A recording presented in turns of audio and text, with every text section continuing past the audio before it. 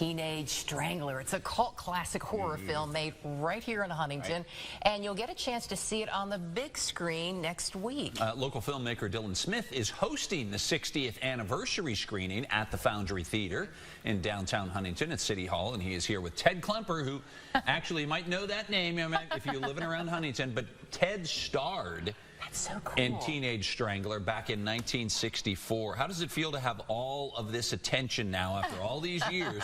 Did you ever think that people would be talking about it the way they are now? No.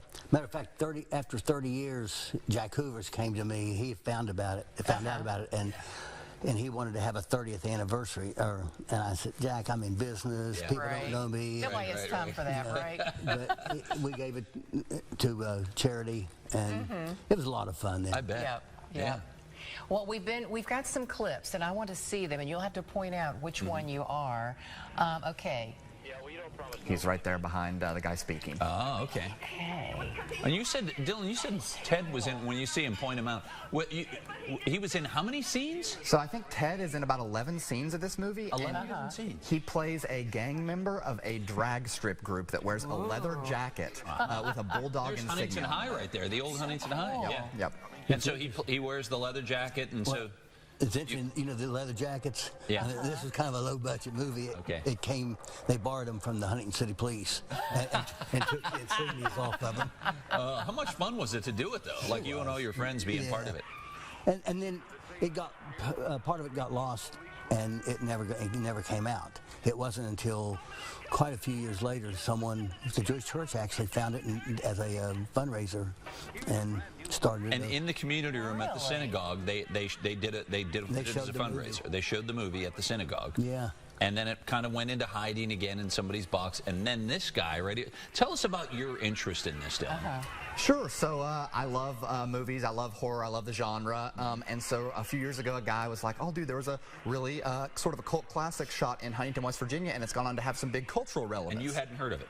I hadn't heard of it a few years ago, no. And so I dug into it. I actually think I had. There's a poster at Central City up. So I'd seen it, you know. But then I watched it and I sort of fell in love with it. And it's so campy and so hilarious and over the top. But you know, at one point it was considered one of the worst movies of all time. And so they put it on Mystery Science Theater 3000, and it gained. That's all you need. Exactly. Right there. Exactly. But you know what? It's not. It's very ahead of its time. It's so much fun.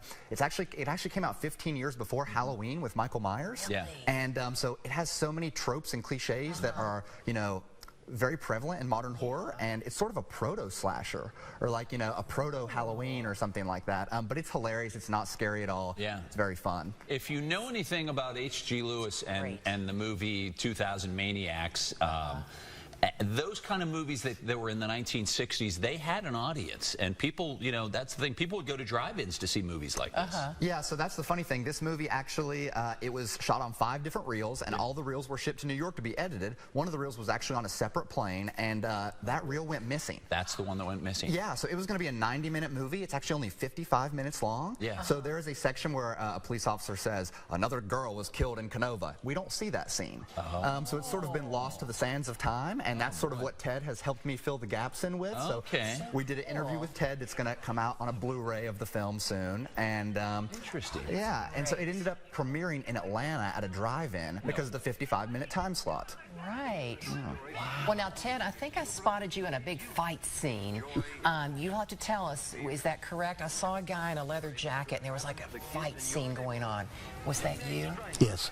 Oh, my gosh. He says yes. It might pop up here again, because I keep watching every section of it there. Well, you'll be able to watch the whole thing. And talk about the screening of it, Dylan. So on the 25th of October at 6 p.m. at the Foundry Theater, which is upstairs of City Hall, we're going to do the 60th anniversary screening. I'm going to host it. I'm going to tell some cool facts about it. We're going to have some music playing by a band from the UK that's inspired by the movie called the Teenage Stranglers. Really? We're going to have a hand-painted poster that's 6 feet tall from West Africa, the country of Ghana. Oh, I saw the picture of that on your Instagram. Yeah, a guy hand-painted a poster over there on a flour sack. The paint is hand-mixed. It's beautiful. We're going to have it for display. It's been mailed all the way over here.